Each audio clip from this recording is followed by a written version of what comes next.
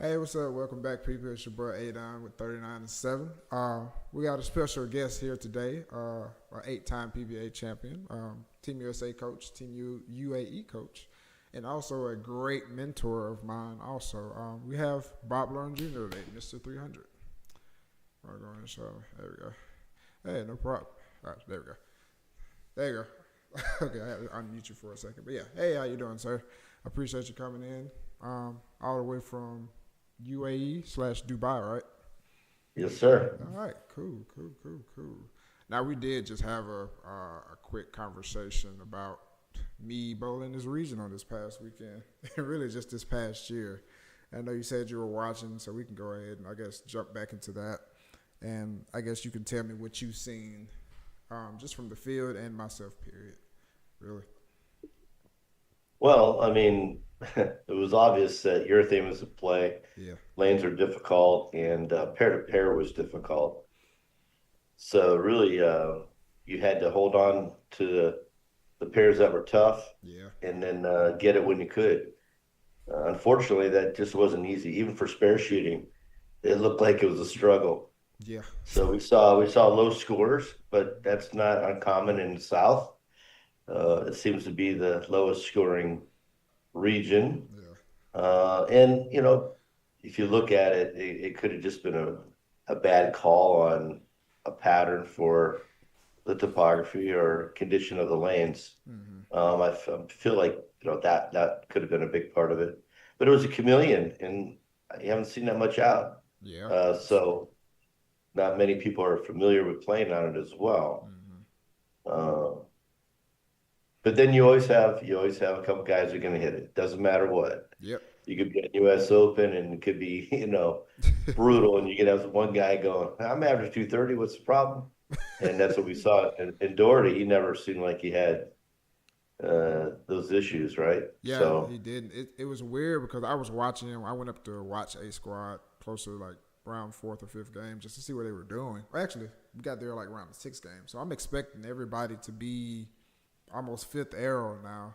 And now Tom Daugherty was like playing like 13, 15 at the arrows. But he was able to get his ball off the 1, 2, 3 every single time. Really, everybody in A Squad were. But when B Squad bowled, we could not really get our balls back from there because if we got it out to that point, it just stayed out there. You might it stayed out there for the most part. But as the day progressed, when you had to get in and create more of that angle, it started to bounce off a little more, mainly because your ball started reading earlier and in the mid lane or whatever like that. So yeah, well, in transition, there was a track starting to develop, right? yeah, So, yeah, uh, but on the fresh, I mean, if someone had too much ball speed, they struggled getting the ball right. So I didn't see Doherty actually bowl, but hmm I was watching. Uh, I'm guessing the speed had to be moderate, not firm, yeah. I don't think it to be wasn't able to too do what he firm. was doing. Yeah, it wasn't too firm, but he was using I want to say it was the shiny theorem solid or either the GB5 Pearl. It was one of those, but it was a shiny ball. I'm pretty sure he had a tall pin on it, but it was the fact that he was still able just to get it back from there. And he was actually, so I had Colin Champion, he was another great regional player. I had Colin Champion next to me on my right, and I had Trevor Roberts on my left. I'm watching Colin trying to kind of do the same thing as TD was doing, but it wasn't consistent. And he was using a hypnotize. But Trevor really didn't. He didn't. He started around 12 with your thing, I want to say, and then he ended up jumping in later on with like a theorem around fifth arrow. But me, I started with your thing, like up five, the normal thing right there. It looked pretty good on like for certain pairs because you would go to a pair, it wouldn't hook whatsoever. Some pairs hooked, some pairs didn't whatsoever. But later on, I ended up getting into. I tried out the severe collision. It was okay for the moment being. But end up the best look I probably should have used was the Ion Pro Solid. Just a little weaker, milder ASIM ball that got through there a little bit better, but slow hooked it, kind of came around a good bit. Not really twirled it, but hit on it as hard as I could, and it looked pretty good. It's just that last game I had it. I started with 3 in a row. I think I had to do, not all I had to do, but I had to shoot like 250, 260 to get it there. And And that's all on a low scoring pattern. I don't have to get there, but I started off front 3, then pocket 710. Strike, went back to that lane, another pocket 710.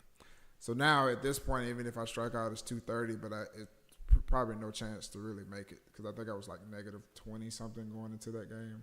Or something. No, negative 20 or negative 30. Yeah, so you've been close, yeah. Yeah, I was close or whatever like that. But yeah, I just those pocket Well, 17. again, it's really about managing your low scores, right? Yeah, I had three You could have 160s. pairs that don't play well and be able to fill the frames and those, and then just be the opportunist when you get to the right pair. Yeah. Then those three 160s hurt really bad because my good when I got to those pairs I actually took good advantage of them because they were 220 plus or whatever. But those pairs that were pretty bad, it was just I didn't manage it very well. I'll just say that to where probably could have just adjusted speed or even got to a point of just throwing it at the headband or I can get 8 or 9 and just pick that up or whatever like that. Well, I don't recall exactly where the main camera was. I think 2930, Yeah. and that pair didn't produce any scores. So it was obvious that those pairs were out there because I literally didn't see anybody pull anything in those pairs Yeah. at all. Yeah. And so if you happen to have gotten more games maybe on the lower end, that might have been a plus Yeah. or off camera, I should say, because of the cameras that pairs that I saw, I didn't see like, wow, this is a really good scoring pair. I Yeah. really didn't see that on any of those pairs, but I did see scores. So Yeah. But yeah, it could have been that situation too. But I do put it towards more of my spare shooting. It wasn't terrible, but in my eyes it was terrible because it was and there's no really I can say all day it was the approaches of me not being comfortable because it was sticky and sliding at some points, but there's really no excuse because I practiced enough on that stuff to change my timing when needed to or when needed be to where if it's sliding too much or whatever like that. Because the key of it was just for me to slow my feet down. But in certain situations, I've learned my pace changes too much, and then I don't think about it because I'm so zoned in on like making sure the bar action is right or make sure I'm releasing it right, making sure I'm matching up carefully instead of worrying about the simple things, basically. yeah. Why do I get Well, like that out there? I only get like that out there for some reason. Everywhere else, I'm fine. So when the lanes are tougher, I mean, you probably are pressing a little bit more, right? yeah, You're not as comfortable, so yeah, you're trying to make things happen. And when you try to do that, obviously you get out of your game and bring in that old friend called muscle that gets in the way of things. yeah. That is absolutely true. That is absolutely true. But yeah, I guess let's go talk about you some more until we get some more people in here. Hey, if you're in the chat, just don't be afraid to speak and ask questions. That's what we're here for. But who gave you the name Mr. 300? Some little hardly known person named Earl Anthony. Uh, he was commentating. Yeah, It was a fall tour, and I had just matched the lifetime total, which back then was not high. yeah. It's just scores were not high back then, and you just didn't see 300s like you do today. I literally matched the record holder, who had the record for many years, Alvin Metzger, out of St. Louis, Missouri, Yeah. 27 lifetime. That was it. Wow. So that was 1986. Mm. So I made a TV show, and Earl coined the phrase Mr. 300, and I got given that through one of the greatest ever, which was amazing, and it's stuck. It's till today, and there's people that have obviously surpassed me. Yeah. I think I'm in the 160 range, and we've got guys that are close to 300 now. Which is insane. And but I really didn't bowl a lot of league Hmm. once I got into the early 90s. So everything I was getting was mostly from the PBA. Gotcha. Okay. Do you bowl league over there now, or you just bowl tournaments over there in PBA? I mean, I did bowl one league just Okay. to the leagues are only like 8 weeks long Really? here. Yeah. So I was high average for Nice.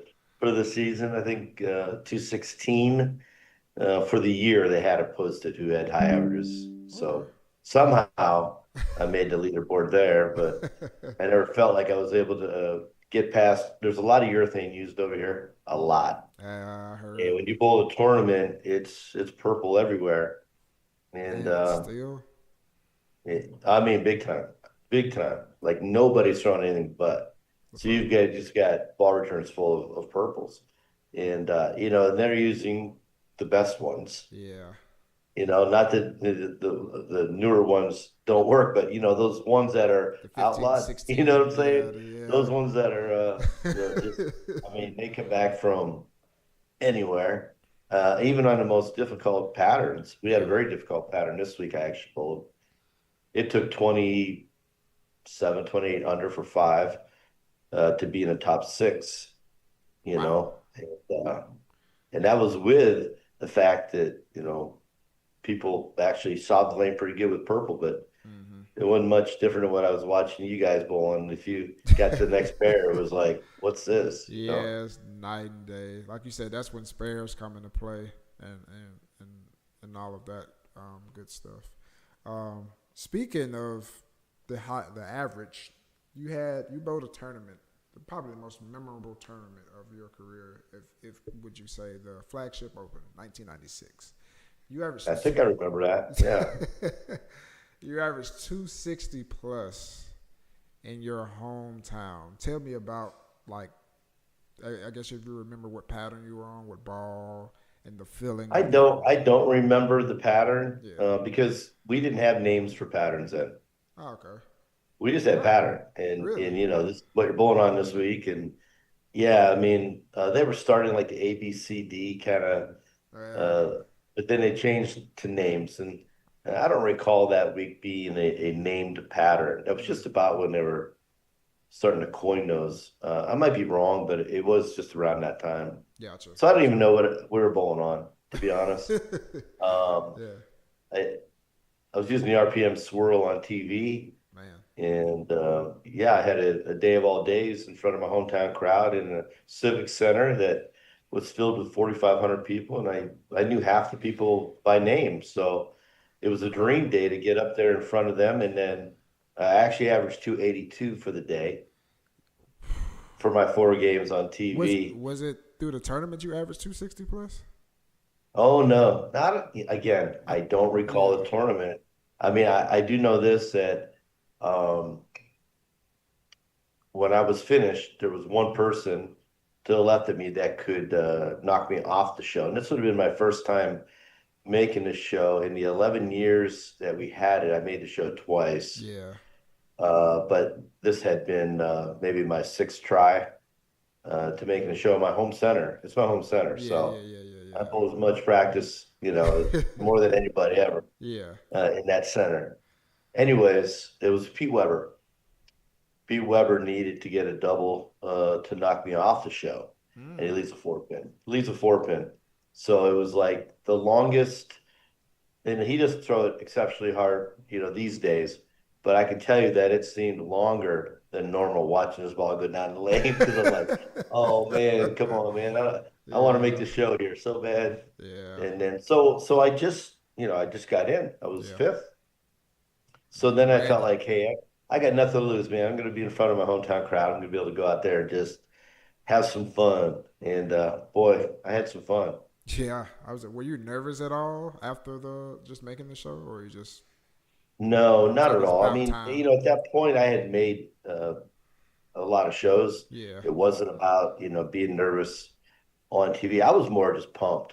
Gotcha. And if you heard that crowd, even, I do get to see bits and pieces of that show time to time. Hmm. But what I get out of it is the energy in that show with the cheering and the people. It wasn't It was fake alive. energy. It wasn't brought on by someone on the side going, Yeah. It was actually legit, Yeah.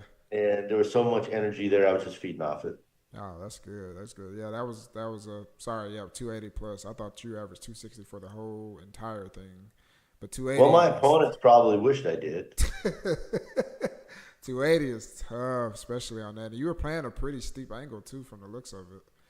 It For wasn't that, for that, yes. In fact, I played the lanes completely different than I had in the qualifying. really. I do Oh, know that. I was definitely deeper. Those lanes hooked more, and they generally did. When we were in the arena setting, you yeah, got brand new surface, right? The ball just rolls so good on it. You get a lot of response from it. yeah, And it was always like that was something to learn when you got to the arena finals, which were amazing. I had made several shows on the arena, and it hmm, was just a whole different experience. yeah. Okay. But when you got there, you realized, hey, man, they're different. The first couple of times, I'm like, oh, they changed them. You know what I mean? Like Yeah. that's kind of what your mind says. But then you Hmm. realize, no, it's just the environment. It's Yeah. a different environment and everything else that goes into it. But the other side of that is the lanes are level, the everything's tight, so pin carry is good. There's other attributing factors to Hmm. the fact that when you went to the arena finals, you saw scores generally higher. Hmm. Oh, that's good then. Amazing. Okay, now we're gonna take a step back from when you first got into the PBA. I know I seen that your first year didn't go as great, but did you have? I guess like what did you have to change to get to that level to where you even made it? Got the opportunity to do what you did on flagship. Like what did you have to change? Your practice regimen, all that stuff, the way you looked at the game, whatever. Well, first of all, when I started, most of the weeks had minimum 150 guys trying to get into the tournament. Mm-hmm. Some of them were as much as 250. Man. So every week, even though it counted as a tournament bowl, there were many tournaments I didn't get to bowl that first year because you had to qualify through the PTQ. Mm.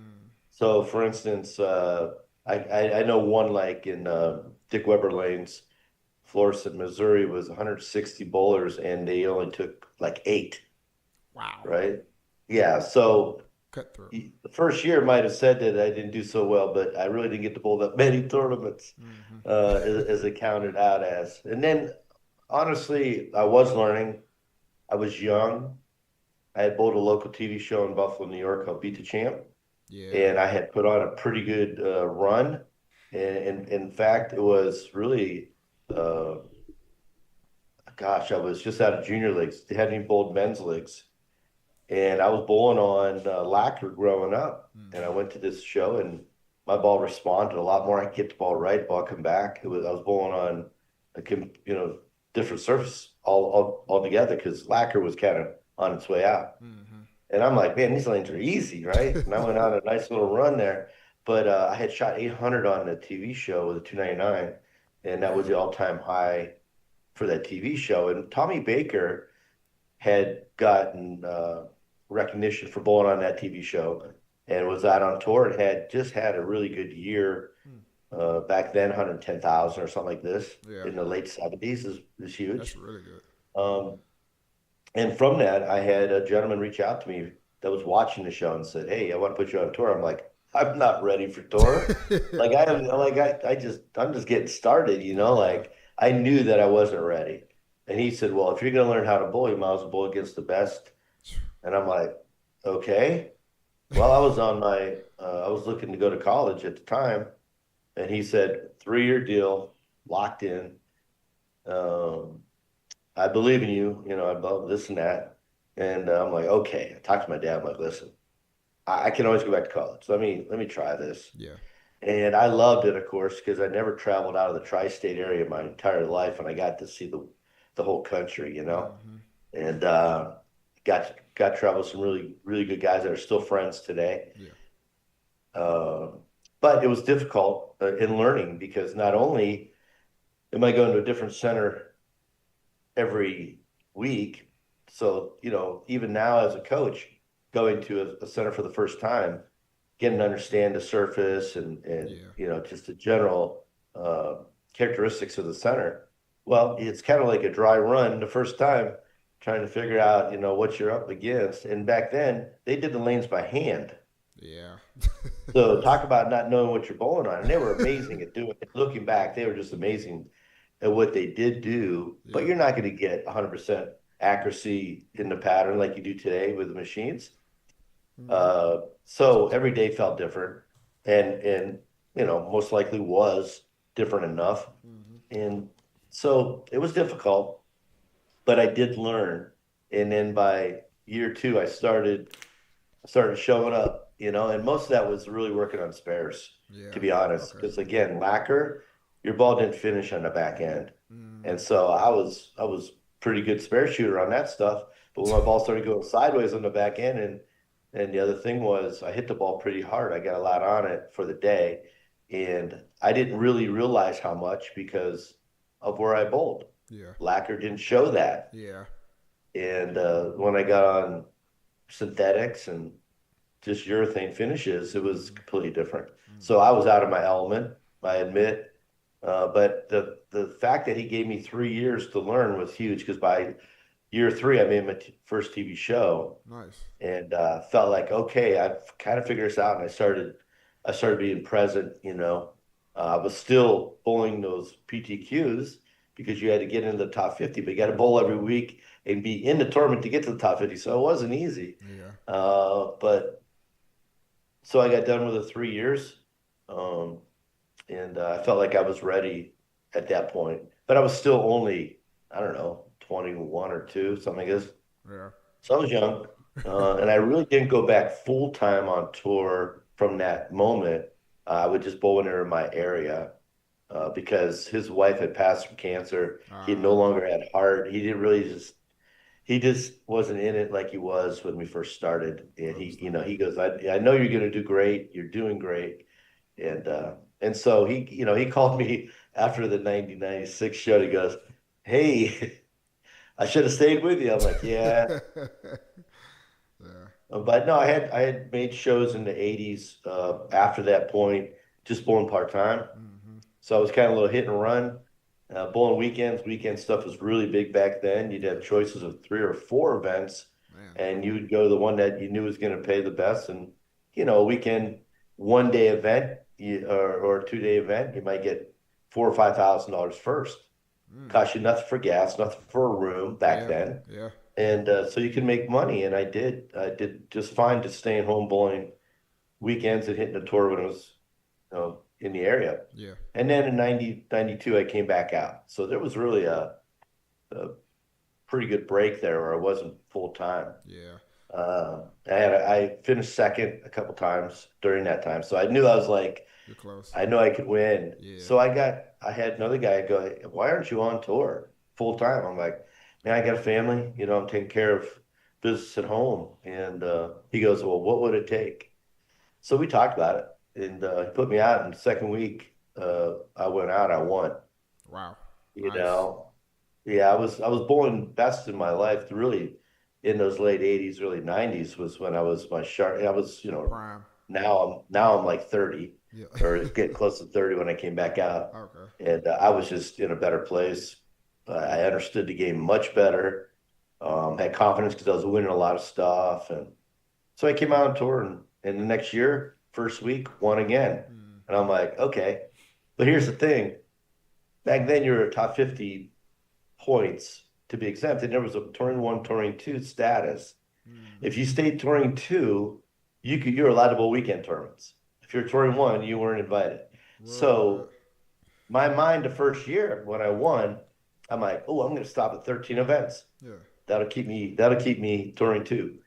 And I did. I stopped because I wasn't sure like this is still going to pan out. We got this first win, but I don't know if this going forward is going to be the same deal that, you know. Yeah. I understand. So we'll wait and see. So I stopped and I bowled weekends, blah, blah, blah. So the next year when I won the first week, I'm sorry, I'll go back on that Hmm. because I only bowled 13. Tournament committee got together and said, hey, this guy's in the top, money earners, and he could still bowl weekends. Hmm. We got to change the rule. So they changed it to top 50 money earners and or points. Wow. So suddenly I found myself in touring one status. Yeah. So I went back out. Well, I waited uh, till the tour got to St. Louis, and I won the very first week, the Hall of Fame tournament. mm-hmm. Uh, 54 grand. That back then was again That's nice win, that's a good chunk of and it change. wasn't even a major. So I'm like, okay, when I won that, I'm like, all right, I guess this is what I'm doing now. I mean, I'm stuck in touring one. Yeah. Uh, so it was obvious at that point I'd be in the top 50. I'm gonna do well. And I stayed in the top 10 really for that, you know, pretty much that decade. Yeah. So Yeah. I said your story sounds very, very familiar because I've had a where you as you know I've had a couple people come up to me wanting me like why are you not on tour, and it's the like me and you had a conversation. It was just I never thought about doing it, but it takes a lot of money to do it, especially nowadays. Of yeah. yeah, paying for rooms, traveling, then trying to work at the same time. It is a lot because I drove when I just drove from to Port St. Lucie. It technically was 10 hours for me there and back. So it's a lot on your body, and I use my brain every day at work. On top of that, so it's a Yeah. lot. Like You didn't get no time to check out then, huh? yeah, no. Then that bothers you too because I've like the last year every tournament I did I cashed and did very well in it. Then you come back this year, and I felt like I put in more work and I missed every cut by minimum of 20 pins or less.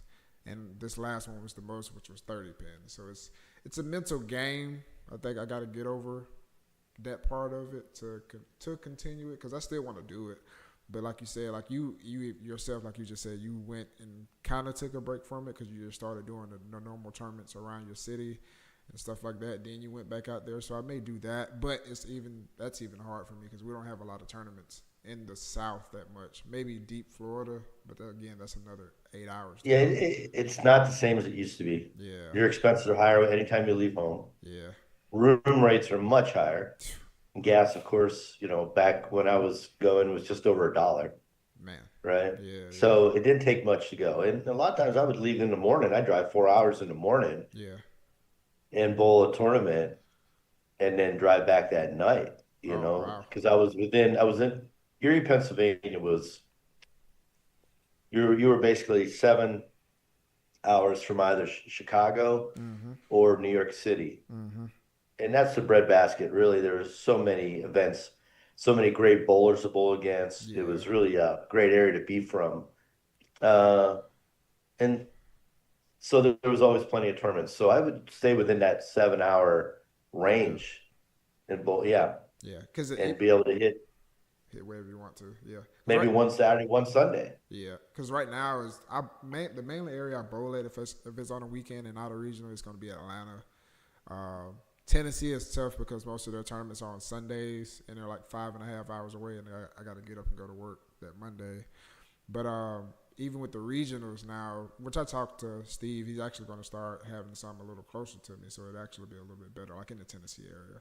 But regionals this year were like 11, 12, 13 hours. I remember I drove to Virginia. That was agonizing. 11 and a half hours. But yeah. Yeah, I when I was living in Florida, I could bowl PBA 50, Mm-hmm. and I bowled one event a couple years ago, and it was in Bristol, Virginia. I flew Ooh, to bowl doubles, yeah. and we finished second. So I mean, honestly, I barely made any money in the venture. Yeah. It's because I flew. I'm like, there's no way gonna drive um, there and back. Mm-hmm. Now I got a question. I'm gonna take this back too because I remember you just made me think about that because we were talking about the purple urethane, and you talked about the newer urethanes, and it's a big fuss about that going on right now as far as people want to ban it and stuff like that. For me, my opinion, I don't think it should be banned or whatever. I think it's just they need to change the way the patterns are designed. So urethane looks bad and reactive looks good, but I know you have more of the experience and all that stuff to kind of answer it better. So, what's your opinion on it? Well, it's actually hard to get rid of. I mean, you could put patterns out that it doesn't play as well, but to be honest, anytime you take away control of the pocket, Yeah. urethane becomes a tool. Once you have control of the pocket, then you're able to utilize all the tools in the bag, which are the ASIMs Mm-hmm. and be able to create shape, right? Mm-hmm.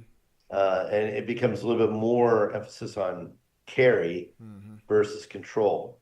So you have to look at that, like how much does this pattern allow me to hit the control the pocket? At the beginning of any tournament, greater percentages lane play, control the pocket.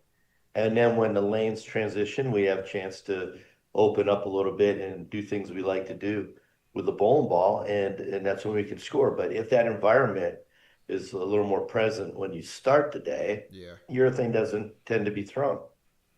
So the fact is, it was extinct, really. Yeah. Um, it just came back into play.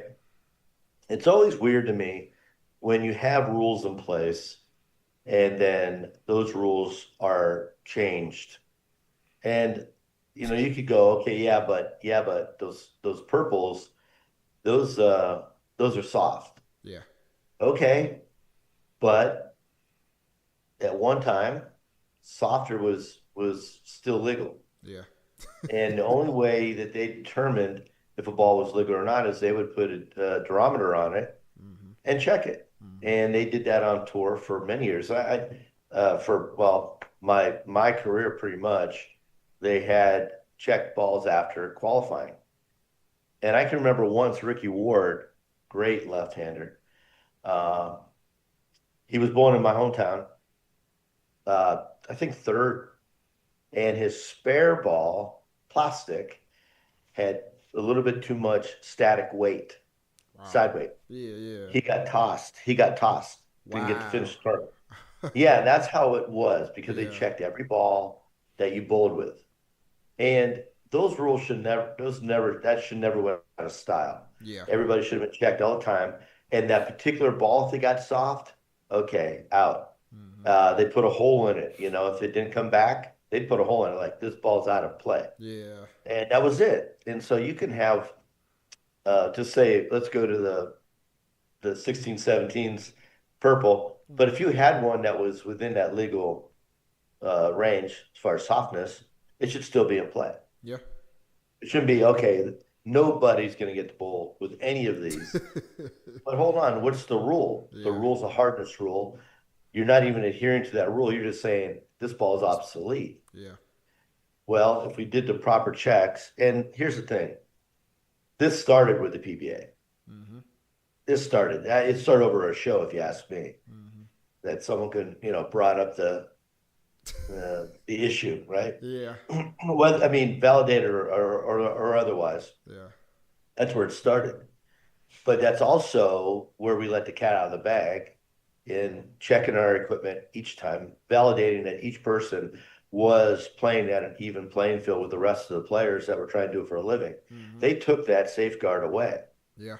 They weren't checking balls anymore. It was that took an extra person to do that. Mm-hmm. That wasn't the player's fault. Mm-hmm. That was on the PBA that admittedly was trying to survive through some tough times. So they were cutting staff. Yeah.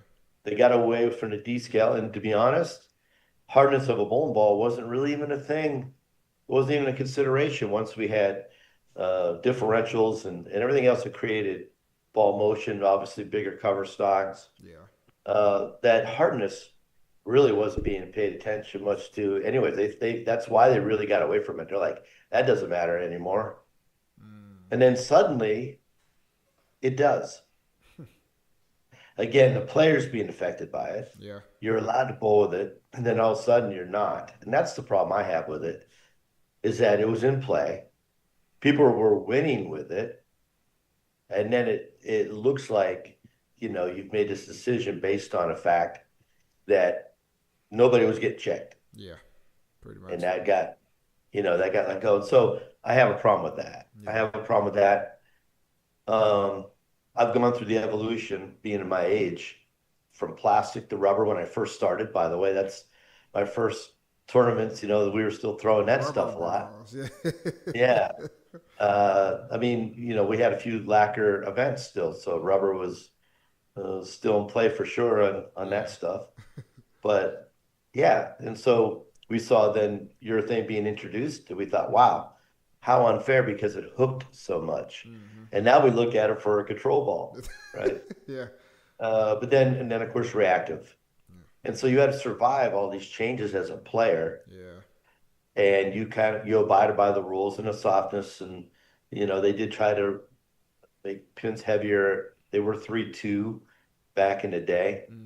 So they made some changes, but then the bowler gets affected when you're taking something that he was able to use and then take it away based on the fact that balls were coming up illegal. Yeah.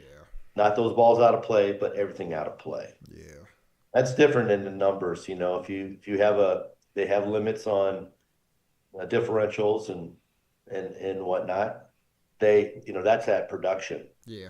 They did see the problem, and I'm not saying there wasn't a problem that they were getting softer, but it it's just different.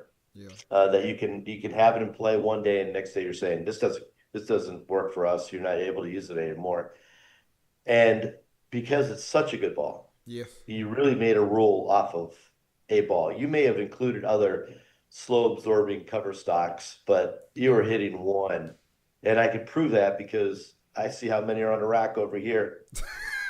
It's ridiculous. You I've seen a know, picture of it. it was that popular. Now we're going to go bowl some other events, obviously, as Team UAE. We go to Qatar here in a couple weeks. Okay. We're going to go to the World Championships, but Qatar, you're going to see plenty of urethane in play. Likely to see the same at the World Championships. Mm-mm. Urethane is what they use here. I mean, in numbers, Yeah. you see it. You wouldn't believe it. You wouldn't believe how much is being used. I seen a video. I think it was Korea or whatever. But I think it was they showed like 10 pairs. It was like 7 to 8 purple hammers only on each pair. It's Yeah. insane. So I guess is the question. So now I know that they made the rule here. Does that rule? So that rule doesn't apply for like Team USA or anything like that going to another country. Like I guess the Well, world. the 16, 17s have been taken out. Mm, You know. yeah. Well, here's the thing. Over here, Yeah. you don't have USBC membership. Yeah. You just. They abide by USBC rules for the most part because that is the governing body of bowling, and they don't need to reinvent the wheel. They're going Yeah. to go by their standard, and it is a gold standard. I mean, there's nobody else that is in place that Hmm. really controls that. Well, it's funny that certain elements, say the IBF, say, hey, listen, some of these balls are still in play, even though USBC said no. And people are like, oh, that's ridiculous. Yeah. Well, again, they're not members. Yeah. They're adhering to the rules. Yeah. And they're looking at the other countries and everybody that's competing that really depend on the use of these bowling balls. Yeah. And so, there's a bigger picture there Uh-huh. for them. I'm not saying that everything they're doing is perfect, but at the same time, they're allowed to be different. Yeah. They're not members. Yeah. The key would be for USBC to be able to branch out and be effective internationally as a membership organization. But we have enough going on there. But at one time, there were people in place when I was at USBC in the coaching department. Hmm. We had people in place in that department that were part of international development.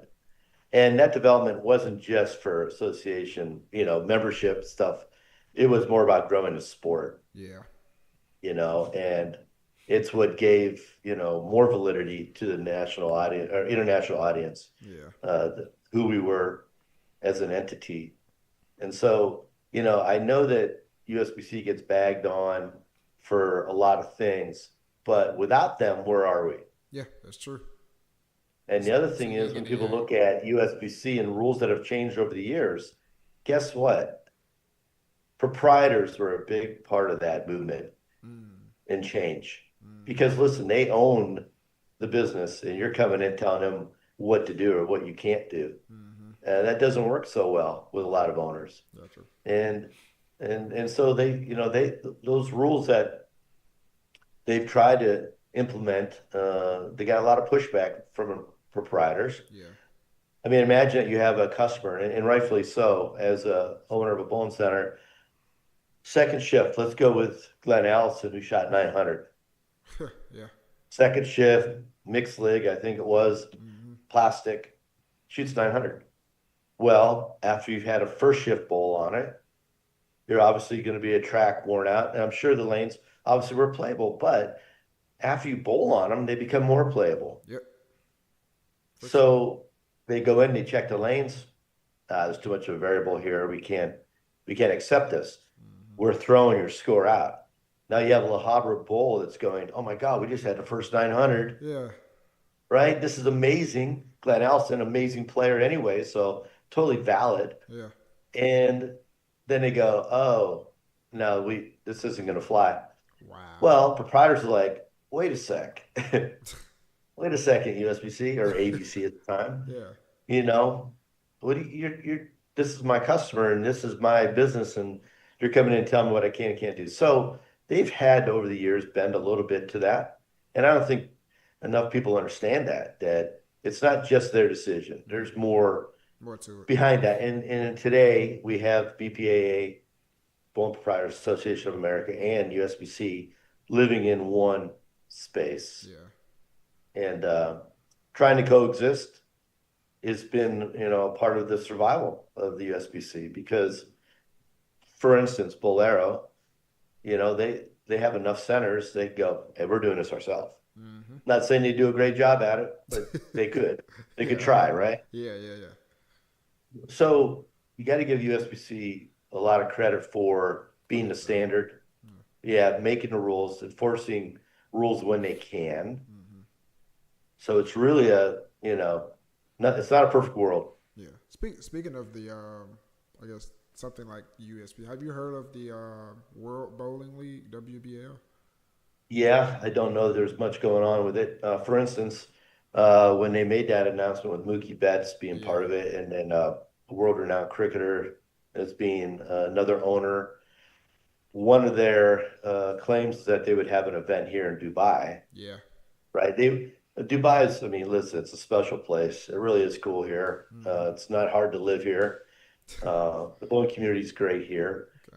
Okay. But we would know about this event if it was happening, and I think it was proposed to happen early in the coming year, and Yeah. nobody's heard a word. Man. Nobody's heard a word about it. They have no idea, Yeah. and I haven't heard any more news releases or seen any Me new either. releases on it. So here's the thing: when you're trying to promote something like that, getting someone to sign on to it, like a Mookie Betts, was there investment, or was, hey man, this is what we want to do. I Promo. want to give you a franchise to try to get this thing off the ground. And I kind of feel like that's maybe more of what happened. Yeah. I don't know. I don't, I'd have to talk to Mookie for that, right? Yeah. But I kind of feel like they were just trying to get some buzz behind it. And anything bowling that's positive for bowling, I am 100% Mm-hmm. about. Um, it, I don't put anything negative up on bowling. Mm-hmm. I always try to look for a positive in something that's happening and try to focus on that. Yeah. We have enough negativity, and talking about those negative things only tears us apart. So Absolutely. it's not saying, well, I have a voice, and you know what? We all have voices. Mm-hmm. Some of us choose to use it in a more creative and productive way. Mm-hmm. I didn't. When So, I seen it, I was actually kind of surprised. I was looking forward to doing it because it could actually help the sport grow if they do it the way they presented it. And then I was wondering how would that affect USBC and the PBA as a whole. I don't think it would be a negative part. I think it could be a good team well, if it's project. not competing, the way it sounded, it wasn't going to be competing. Yeah, It was going to be another. That's why I said it's a positive. yeah, if it did happen, I'm not hopeful that it doesn't happen for sure. I would love to see something on a world stage, Yeah. that would be complementing bowling, Hmm. and certainly having big names like Mookie and those guys that are, very well known, as well as the cricketer that everybody knows. Get some of the famous soccer players involved. It's not going to hurt. You're Yeah, going to it's draw gonna help. sponsors, right? Absolutely. And what drives me crazy is, you see these really off the wall things going on like, say, ESPN, like uh, I don't, tag. That's a thing now. No, I got Playing tag. something worse. I seen on ESPN. You know when you were little, you used to throw the football on top of the roof and just catch it or whatever like that, or basketball. Yep, That's a absolutely. sport now. Of course it is. They're Yeah, they're of making course it that is. a And sport let's now. get in, and yet they'll find a sponsor for it because somebody's going to watch it and go, huh, I used to do that. you know, Yeah, yeah, playing tag. I enjoyed as a kid playing tag. yeah, I didn't know that I could really felt big about watching it. yeah, But the thing is, there's some action involved. yeah. Bowling does take longer to watch. I don't believe that we should ever change the scoring in it, though. Nah. And that's been attempted several times. It Yeah. takes away from who we are. We are that. Hmm. Football takes X amount of time to play, Hmm. though each play is exciting in itself. NASCAR. I don't. Making bowling more exciting is something that, Yeah, is a struggle at times. yeah. We've got exciting players, I mean, guys that throw it amazing, Hmm. and in person, it's even better. Hmm. But we're up against tag, I think what can I think throwing a football off a roof. yeah. You know what I mean? I think that And they're getting the PBA had it like I like in 2011 when they did the World Series of bowling, but they mainly only did it with Cheetah, and that's when you got to you everybody found out who Ryan Simonelli was, aka the person who really brought back everything. You figured out who Norm Duke was as a personality, Walter Ray, Chris Barnes, Sean Rash, and all those guys. But they did it like documentary style. And I think at that point in time, a lot of people watched it because it showed the match play side of it. It showed the emotions, the how people were thinking strategically, and all that stuff like that. Because just right now, yes, it's as like I would say, most people I know don't watch bowling on TV anymore like they used to. But I feel like if they bring back that documentary style, it would be a little better because you can get more of like a behind the scenes look at everything. well, a couple things happen in what I see is, I was I mean, the PBA is around since '59. I never thought it would be off of ABC Sports, and after '97, it was. Yeah, And that was a shock because bowling was always on TV since I was a baby, right? yeah, yeah. Saturday, same time. I mean, we had amazing following because they could find us. Hmm. And then suddenly, a couple things. Well, we were hard to find. And then we had a great partner with the PBA ownership that came in Hmm. that had plenty of funding. And at the same time, they decided, well, we're boring. Let's change everything. Wow. And so you have, generations that could follow a tournament because we had qualifying. Yeah. But in the match play, everybody understood what was happening, Hmm. and they could track it into papers. Back then, they actually covered it, right? Hmm. But they knew that that person is leading. Oh, is he still leading? Oh, he fell to third, blah, blah. Then they went to formats that were matches, just matches Yeah. that had no qualifying. Wow. Yeah, it was zero. It was zero. We went right into matches. Wow. I didn't. We Yeah, I had didn't know we had that. an exempt, yeah, we had an exempt tour for a couple of years that Yeah. we never bowled qualifying, So everybody just except went for like against the each other. U.S. Open, Yeah. U.S. Open or Masters.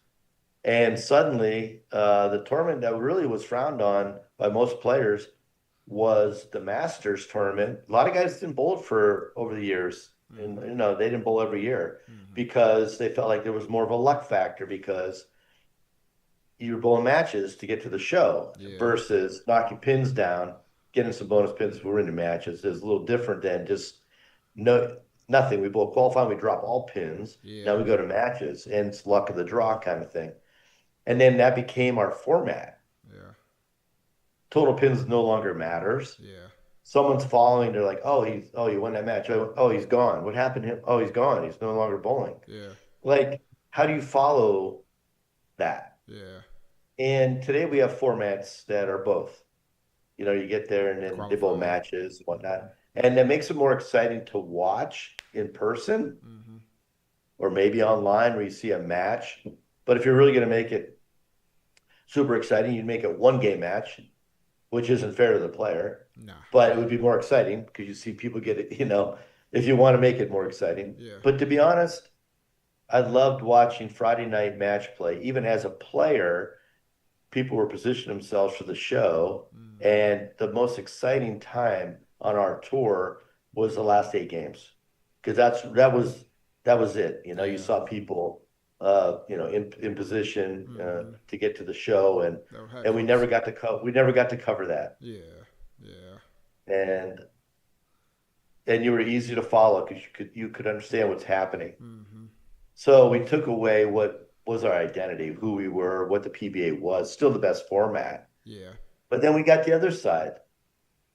Now you have a host center. Their best business is on Friday and Saturday. At night they have league business they don't want to give up. Mm-hmm.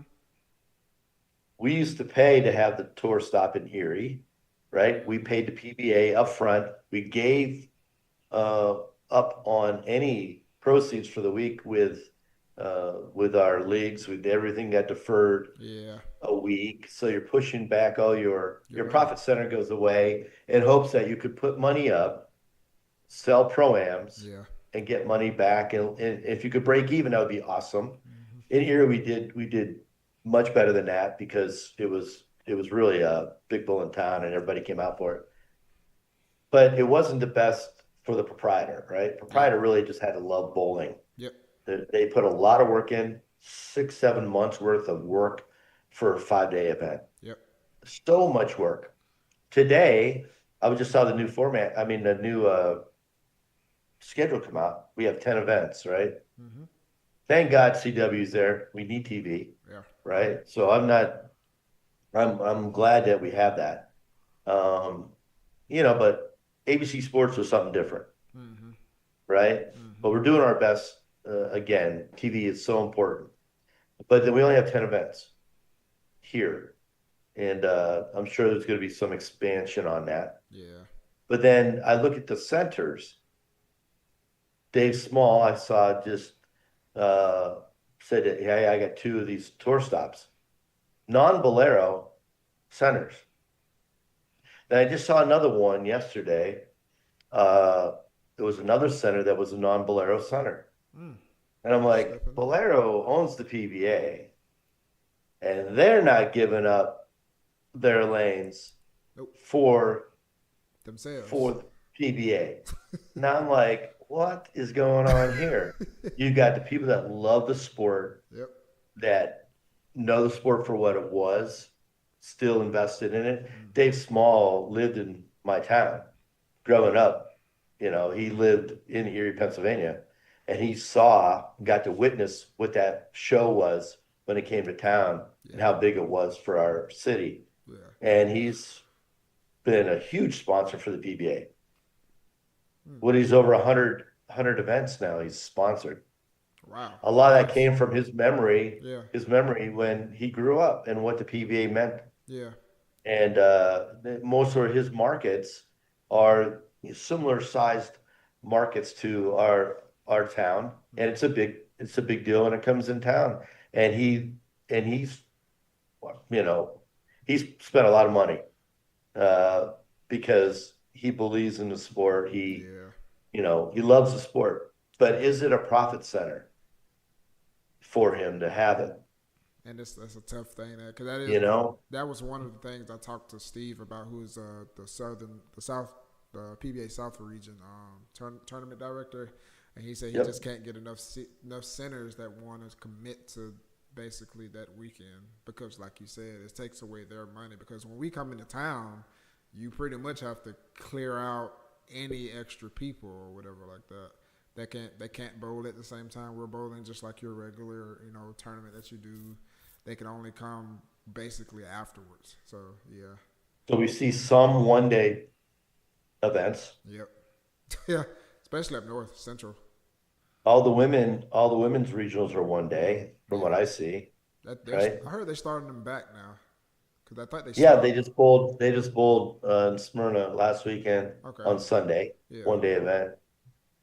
And that's south and they're low scoring, so I don't know if there's something there, but in any event, the other thing is the size of the bowling centers. You don't have the bigger centers. I mean, they've gone away. yes, they have the bigger. I think the I know just for biggest. state tournament, Erie, PA, Uh-huh. the center I grew up in was 40 lanes. And I remember talking to them last year and they're like, there's only so many 40 lane centers still around in the state of PA. There's a Yeah, lot of 20 lane or 24 or whatever, but hmm, not enough to host, a yeah, state tournament. yeah. And They're so that's putting another thing. Do you putting find a arcades. center that's big enough? They're putting arcades in them now, so they got to find another way to make money. Yes. Yeah, because the one up here where I stay at, they had it was like a 30 something lane center, but they took out like 4 or 5 lanes and just made a whole arcade area, and now it starts at 5 as a lane count or whatever like that. So yeah, it's. I just hate that it got getting to this point, but it makes sense. You can't really argue with it because they have to make money. It's a business. They have to make money. Correct. Um, And I'd rather see it do that than close. there you go. Absolutely. So Absolutely. again, looking for the positive in the setting, Hmm. Absolutely. reduced field sizes. Um, the checks for the people that cashed last year were much higher, Mm. but not that many people were getting paid, right? Yeah. Or last couple of years, I should say. Yeah. So how do you get more people paid?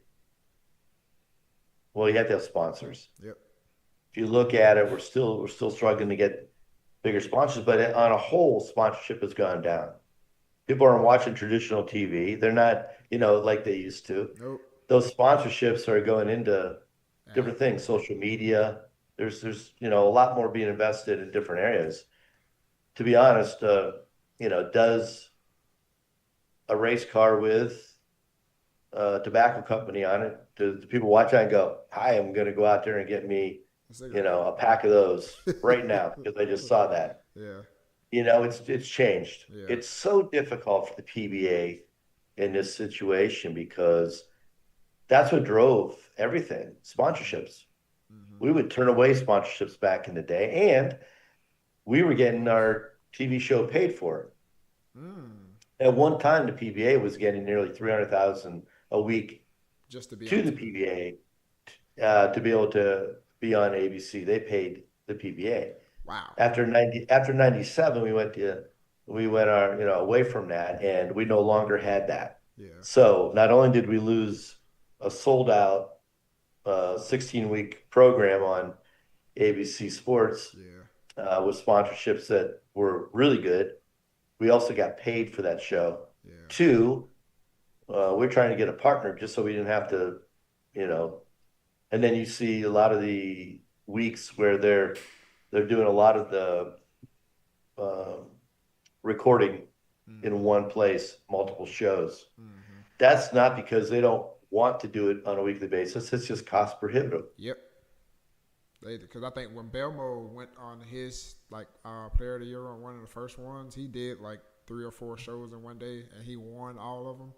But people thought they were like back to back weeks. Like, nah, they shot that all when he won all that in one entire day. Yeah, Yeah, so that's insane. All that's a right, pretty good day. yeah, That's a pretty good day. really good day.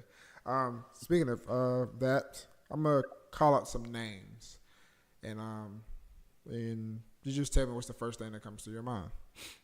All right, Chris Barnes. Well, arguably one of the best players ever. Mm-hmm. Certainly intelligent about the game. You don't see, most players are really just great field players. Yeah. You look at someone like a Pete Weber or Emilio Moncelli, those guys, they're not into the specifics of knowing the ball, studying the game. Yeah. They just get out there and throw it and move their feet Yeah. and eyes. It's just what they do. Yeah. But you have someone who's more of a critical thinker like Chris, so uh, he's not the norm. Yeah. He's not the normal player, Yeah. but he obviously is one of the best, and he's done it through critical thinking. I'm sorry, you've coached him too, Evan, because he's been on Team USA, so you've kind of. Well, I mean, I haven't honestly. He's not a Oh, guy you need to coach. okay. Just Not a met guy you him. need to coach. Yeah, he's just one of those guys that shows up. You're like, good shot. I got to bowl with him, and we bowled the seniors actually together here in Dubai Yeah. 5 years ago. We bowled along with Parker Bone and Tom Hess, Hmm. and we bowled great. And even then, when I was sort of coaching bowling at the same time, didn't really have to say anything. Yeah. Yeah. He understands the game, knows what to do, and he's just a rarity. Yeah. He's a very smart guy. Very smart. Okay, next guy, EJ Tackett. Now there's a guy with tremendous feel. Yeah. Not saying that he's not a critical thing. I'm just saying, just a tremendous talent. Hmm. Creates so much power, makes it look effortless, and he's unafraid. That is it's a powerful combination right there. Yeah. He mentioned in his Player of the Year thing this year, he just put in a whole lot of hours. It's not. He said it's really nothing special. He just put in a lot of work and a lot of hours because I watched EJ growing up, bro. I think me and him are around the same age. I'm 32. I think he may be 33 at the most or 34 or whatever. But as a junior bowler, he was insane. Like it was pretty much No, the I same know. I was EJ. following him then. Yeah, he was Yeah, pretty much the same EJ as he is now that you guys are seeing. It's ridiculous.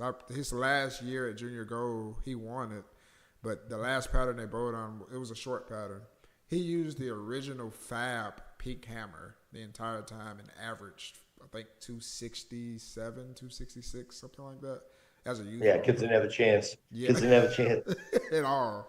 I'm like, that's But so there's a player, for instance.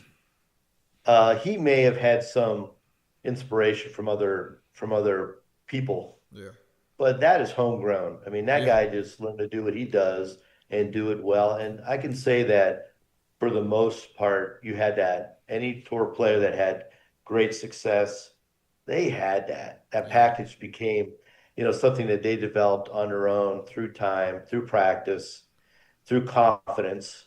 yeah, Um, it's not something you start with from scratch and go, let me see what I could do with you and build someone like that. That happens. yeah. I don't care who you are. You can claim to be the best coach in the world. Show me someone that you took that didn't have that, That it factor. Yeah, and then that you helped create that. yeah. And I call you a liar. I call you a liar. Gotcha. Okay. Ethan Fiore. Well, obviously great success. He seems like a nice kid. I haven't seen enough of him. Uh, the tour tends to push, the way that guys break the lanes down, they tend to push left early. Yeah. And I think that fits into his game. He's got a nice little trick, got a different role. He's able to create shape that other guys don't necessarily see the same. Yeah. But he seems like a really good kid. He's having great success, and as long as he's uh, doing what he's doing, it's working fine. I haven't seen I haven't seen him throw a shot outside of, say, second arrow, going Yeah. straight, or Yeah. there's other parts of this game that never get to be seen anymore. Yeah. Very true. Nobody plays straight from out. Even with urethane, Hmm. they want to hook it a little bit, and when they do play straight from out, it's just because the lanes are so ugly, and they're just trying to keep the ball in play Yeah. uh, from that angle. But I haven't seen success for him out. And to be honest, a lot of the newer guys on tour, I haven't seen enough opportunity for them to play out Yeah. to be able to show what they're able to do. Hmm. So I see him. Obviously, he's a great talent. Yeah. Glad to see him because he seems like he's a positive for bowling. And again, that's what I care about. When I see somebody that acts out and does not fit that, I'd Yeah. rather not. I'd rather not, I see that understand. person succeed, to be honest, Yeah. I because understand. I want it to be a positive. Hmm. Yeah, kid is amazing. He does stuff. It doesn't make sense. Like this past weekend, he played. He was lofting the gutter, literally probably landing 20, 22 feet down lane, maybe or something like that, but landing on like 35. But it was just skating out to 5 and it came back. I don't know how he was doing it, but Well, he has a lot of axis rotation, yeah, so he's able to get past that distance of the pattern and still be able to get the ball to recover. yeah. But this is what I've seen in his game. He uses loft, Mm-hmm. controlled loft. Mm-hmm. There's a difference. And he can get the ball in clean as well. Yeah, And he's able to manage from that angle, especially. yeah, This is what I've seen of him yeah. is playing in. That's what I mean. I haven't seen anything Outside to of the that. right, but we're all a product of our environment, Yeah. you know. The South Tell me hosts. where, huh? The South is just hooked so early. It's kind of inevitable that you're going to you end up Pete, adapting that part of your game, especially with a lot of hand. Pete Weber, a lot of axis of rotation, especially in his younger days. Yeah. Why did he win the U.S. Open 6 times? He won that tournament more than any tournament he ever won. But that U.S. Open tends to give you the same set of circumstance. The front hook, the Yeah. lane's flat. Yeah. They're tough, but he was able to get through the front. Mm-hmm. He had axis rotation that would allow the ball to make change of direction more easily than other players on the back. Mm-hmm. He was seeing the lane completely different than most players. He threw amazing shots to win his last U.S. Open. He's a great, amazing player, but he had an advantage as well. Yeah. Doing what he did, playing in that setting, he became the guy who won the most in that setting because of what he did was so unique. And that's how I see Fiore right now as a two-hander. He has a different trick. He really does. Okay, next name. We've got 2 more names. Then we're gonna call it Walter Ray Williams. Okay, so in today's world, I see a lack of respect for what he's done. Yeah, I do too, and it Come on, me man. off. I bowled him in his prime. He's got a few trophies at home that I was willing to gift him in the title match, or he was just willing to just beat the crap out of me. Yeah. But I mean, listen, I keep hearing other names, the greatest ever, the greatest ever, the greatest ever. The greatest ever is who won most titles. Yep. Now, we can also go into, well, who bowled, who's the most winningest player versus, based on how many tournaments he's bowled. Yeah. You see guys early on that didn't bowl that many years. By their mid-30s, they were done with tour.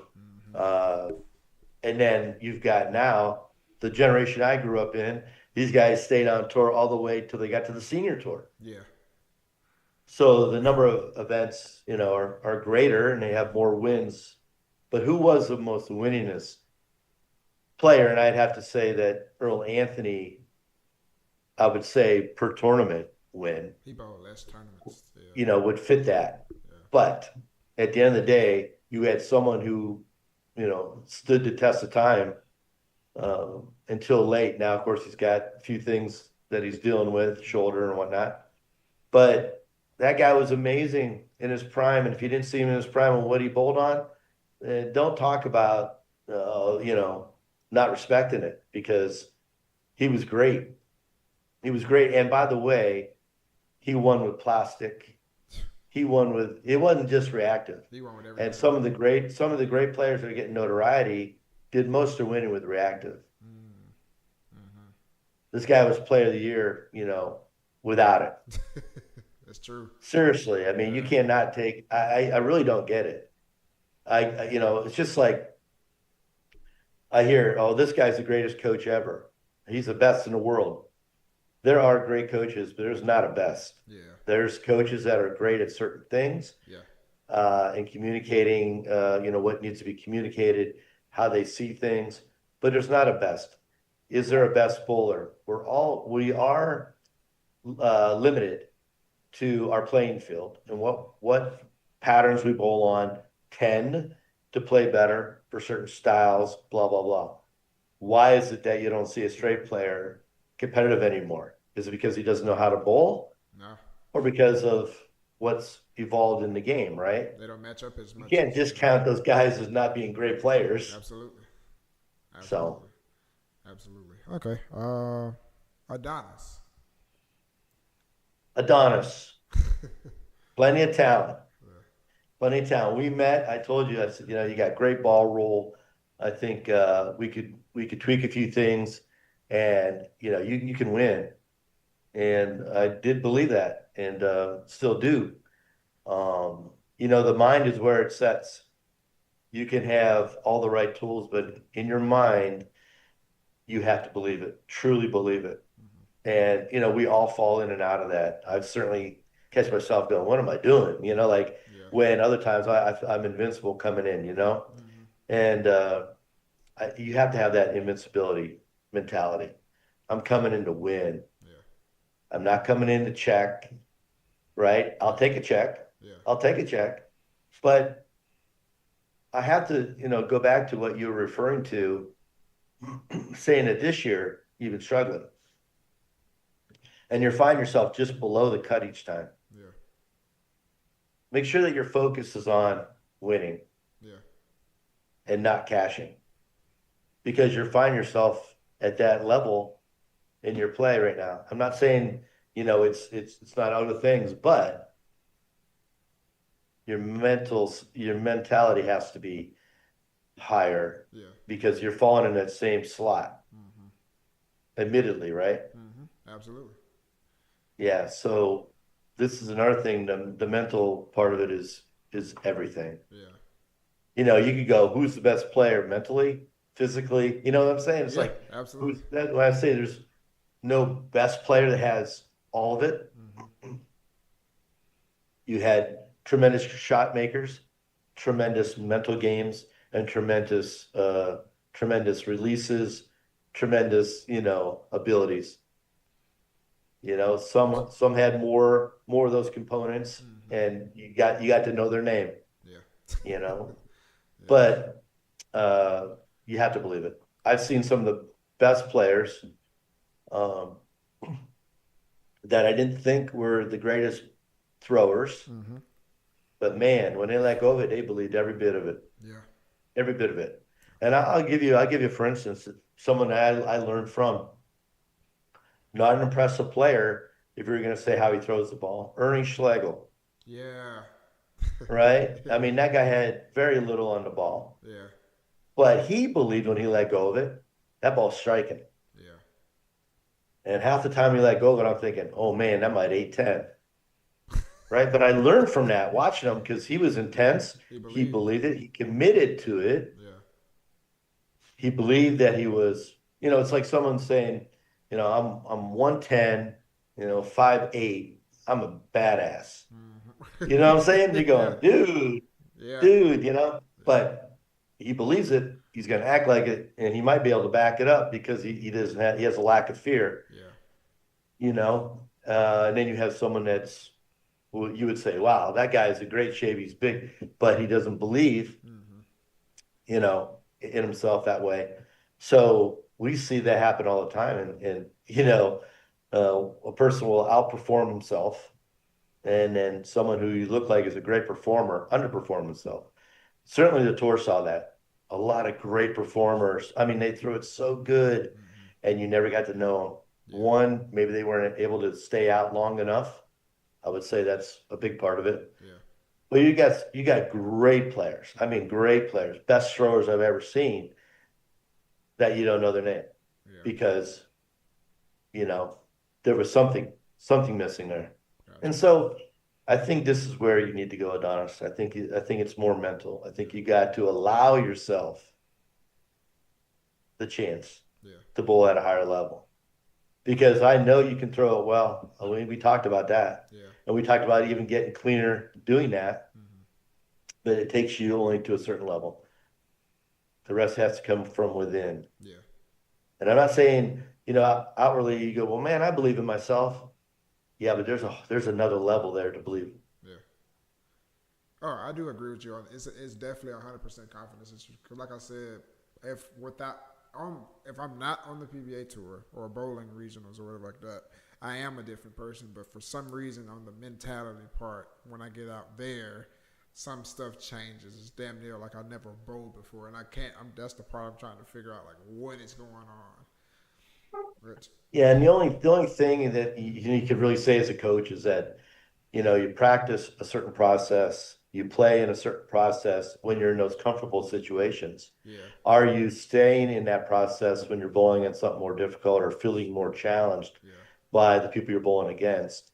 Are you staying in process? Well, think about how relaxed your mind is when you're in those other elements. And then when you get here, do you still feel like you're as relaxed or are you actually thinking more about it? Yeah. So you're not staying in process. So that goes back to the mental game, allowing yourself to be you Yeah. at all times. I see a lot of posts that go, I didn't do as well as I wanted to this tournament, but I figured it out at the end. Yeah. I had 230 to 40 to finish. Well, I think the lanes figured it out for you. Yeah. You're right. We had transition. You finally got to a place where you felt like you had a little more to play with.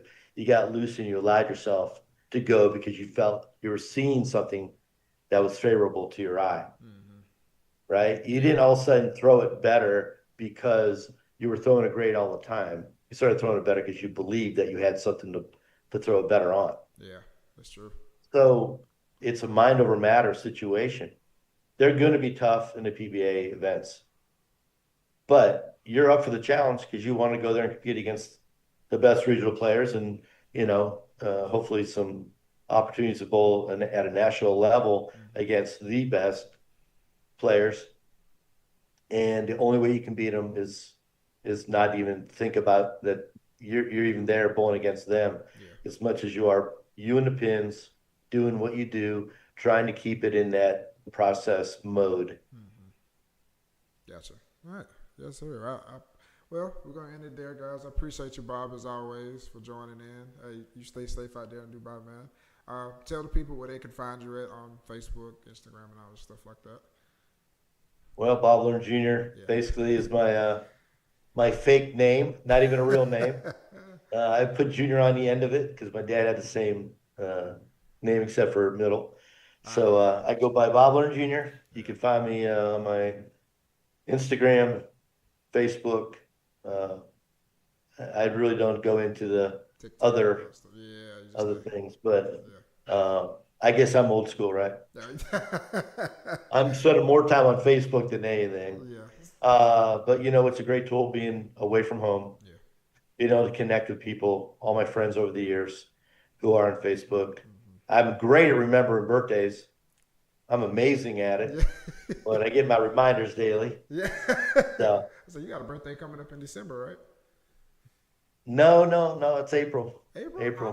Why I thought it was in December? Big 6'4" coming up. Oh man, yes sir. Congratulations. But When you come back over here, are you going to do the PBA 60? well, I had thought about doing it this past year. I had signed up for it, Mm, but I only get 30 days over there. okay. And with my grandkids and Yeah, you're my right. kids, yeah, less likely coming up this year because my daughter's due to have a baby in December. Oh, nice. So it'll be her Congratulations. first child Yeah. and another granddaughter for me. I'm 4-0 on grandsons.